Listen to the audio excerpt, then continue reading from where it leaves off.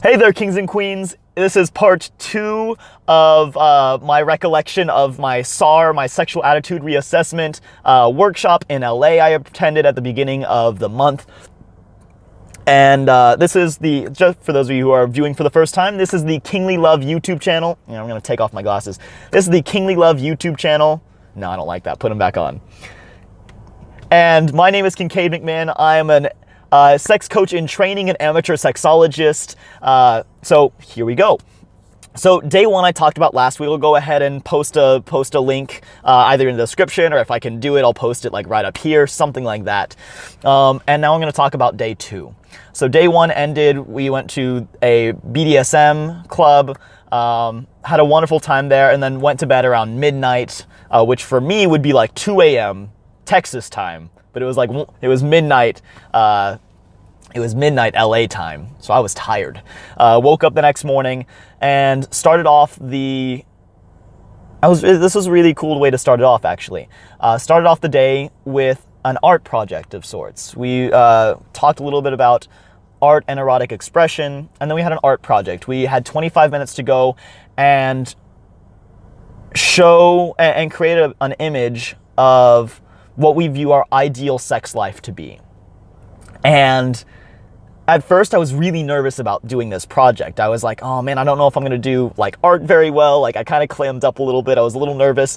But then once the project actually started, I grabbed a thing of some oil pastels, a sheet of paper, and went to work, and it flowed really beautifully out of me.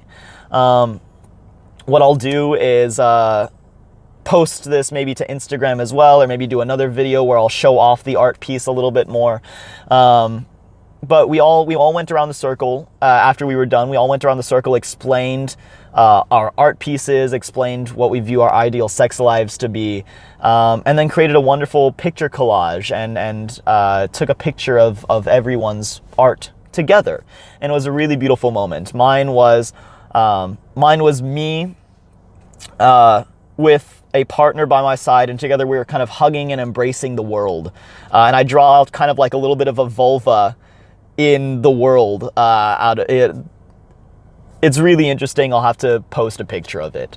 But it was really beautiful. It meant a lot to me because I've always wanted my sex life to be a channel with which I can make love to the world, to where I can fuck the world, and then out of that create something beautiful. So that's kind of what it meant to me, and I'll post that, go a little bit more into it, maybe show it off a little bit in one of the other videos that we do later. After that, what did we do? The next thing, I have to look at my syllabus. After that, what was it? I don't remember. Probably viewing some more erotic imagery. Probably viewing erotic imagery as like body art and body piercings. I think that was part of it. It was the body piercings, viewing like erotic tattoos, body art, body piercings as form of bodily expression, and then talking about that a little bit. The afternoon session was very unique, and that was a little bit shorter, and we kind of talked about that a little bit. The afternoon session was really, really beautiful. We had moments where we talked about spirituality as well. So we talked about sex and spirituality, and we did a really cool ritual that I don't want to get into here because I want to preserve the sanctity of that space for attendees of the SAR, and I don't want to spoil anything. But it was it was very simple. It wasn't as in-depth. It wasn't talking about tantra. It wasn't talking about like sex and religion in the like Judeo-Christian sense. It wasn't talking about tantra, but it was a very unique, really kind of niche explanation of sexuality in relation to spirituality. That was unique, and I really enjoyed that. the second day, because we're dealing a lot more with this element of spirituality, because we're dealing with art and artistic expression and viewing ourselves, it was very emotional. Everybody, like a lot of people who were maybe hard shells, like very cognitive hard shells on the first day, really began to open up and blossom on the second day, and open up their heart more and blossom from their heart rather than from their brain. And I love the second and third days of 2 and 3 day events, because that's when you really start to see some personal transformations. There was a young woman there who was a forensic psychologist, deals with a lot of criminals all day. So she has to have that protective cognitive layer. So the first day in the small groups talking about what did you feel was really hard for her. But even by the end of the second day, even she was beginning to blossom into, like, the shell was dissolving, and she was beginning to open up and blossom and beginning to talk more about her emotions. And that was really cool, because that was a totally different person from who started, 24, 36 hours prior. So we wrapped up with, we did sex and spirituality in that really unique take. And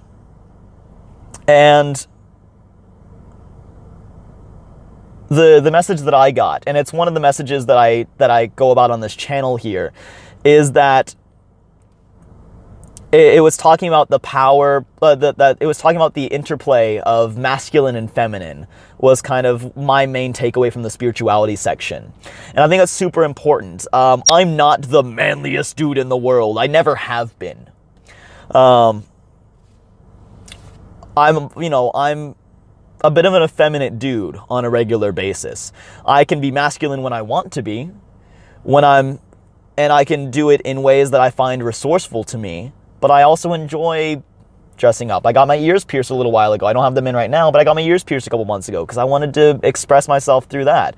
I've dressed up in drag before for a couple of competitions because it's fun to do. I may bring you guys on a tour of that someday. Who knows? But it's fun for me to play with the feminine and to be more gentle. I enjoy that. And so one of the things that one of the main takeaways for me for the spirituality section, for me personally, other people had different takeaways, was talking about masculine and feminine and trying to find a nice, wonderful way of integrating the two and bringing them both to healthy levels. So that, because if you find people who are way too hyper masculine, that they just want to like destroy everything, or there's people who, when you become so out of touch with your gentle side, when you become super out of touch with your feminine, can really lead to an unbalanced personality type.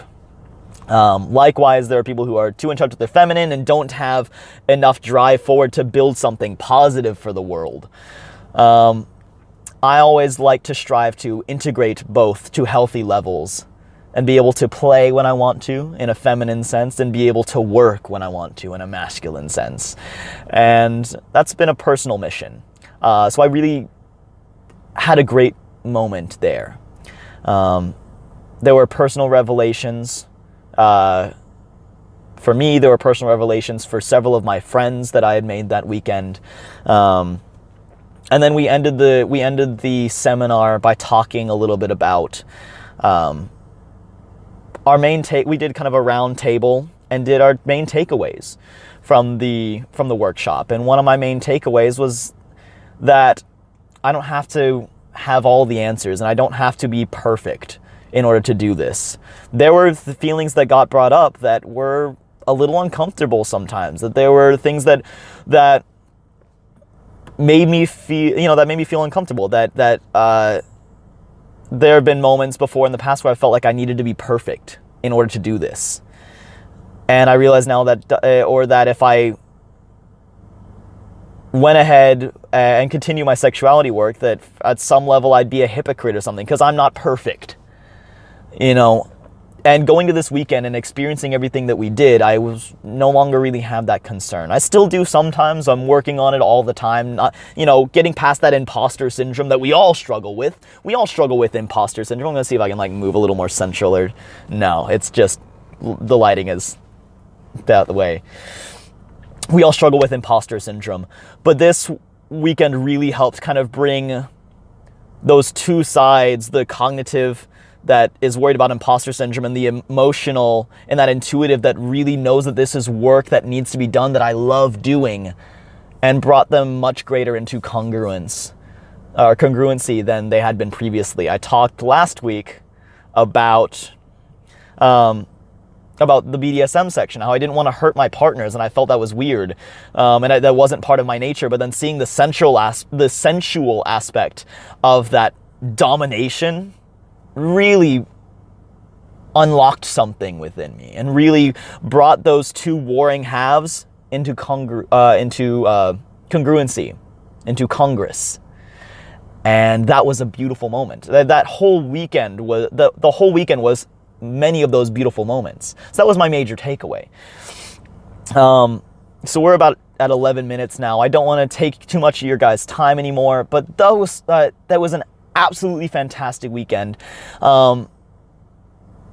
I had many wonderful breakthroughs. I'm glad that I finally got to share them with you. I've been wanting to make this video for weeks, but again, it's just been really touch and go with my setup and how busy work has been. But I wanted to just get this out. It's going to be really shoddy. I'm pretty much shooting these and then putting them up on YouTube immediately. But I wanted to get them out. It's been something I've been wanting to get off my chest and get into you all for several weeks. I believe wholeheartedly that that weekend, about 2 or 3 weeks ago now, has impacted me so much for the better. I'm going to be a better professional, a better client, and a better lover in the long run because of this weekend. And I wholeheartedly believe that if you work with a client and if there is any chance of them coming to you with a sexual concern, whether you're a life coach, personal trainer, there were even people who were like professional programmers who had like a side hustle where they did holistic, like a naturopath. I believe wholeheartedly that if you're a personal trainer, if you're a life coach, if you're a therapist, if there is any sort of chance that someone is going to come to you, a client is going to come to you with some sort of sexual concern, this training, a sexual attitude reassessment workshop, can benefit you immensely because it will identify where your comfort zone is within yourself. It will expose you to new media that if somebody comes to you, you needn't be shocked or ashamed of anymore. And they needn't be ashamed to come to you. It will give you so much more confidence to expand your practice, expand your work. And I think that's invaluable. I'm so glad that I got to share this learning experience with you guys. I hope you all learned something. If you have any questions about anything, feel free to message me. Until next time, I'll be back with another video next week. Love like royalty, ladies and gentlemen.